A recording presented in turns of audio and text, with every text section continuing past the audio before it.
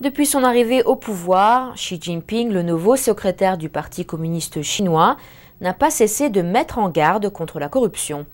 Une nouvelle loi vient d'être proposée pour obliger les responsables du régime chinois à faire connaître publiquement leurs richesses. Mais ce genre de réforme rencontre une vive opposition au sein du parti et a peu de chances d'être jamais appliquée. Xi Jinping, le nouveau dirigeant chinois, poursuit sa bataille officielle contre la corruption. De nouvelles lois ont été créées pour empêcher les responsables chinois d'empocher de grosses sommes d'argent.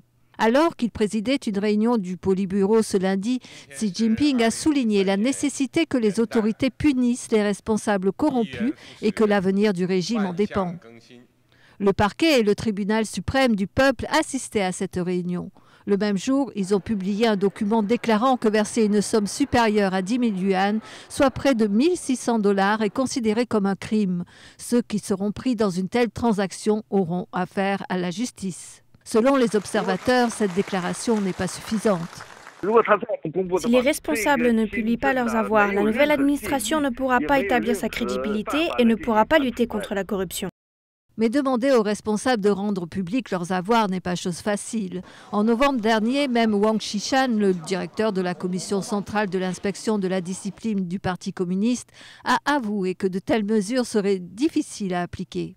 La plupart des biens que les responsables possèdent n'ont pas été acquis légalement. Tous ceux dont la richesse sera inspectée risquent d'être punis par la loi. La publication de leurs avoirs pourrait donc n'être qu'une loi inutile, car si elle est appliquée, les responsables devront être jugés, et ils ne vont donc pas prendre ce risque. Le 26 décembre dernier, le groupe médiatique Bloomberg a publié des informations sur les richesses possédées par des proches et les enfants de 8 hauts responsables du Parti communiste.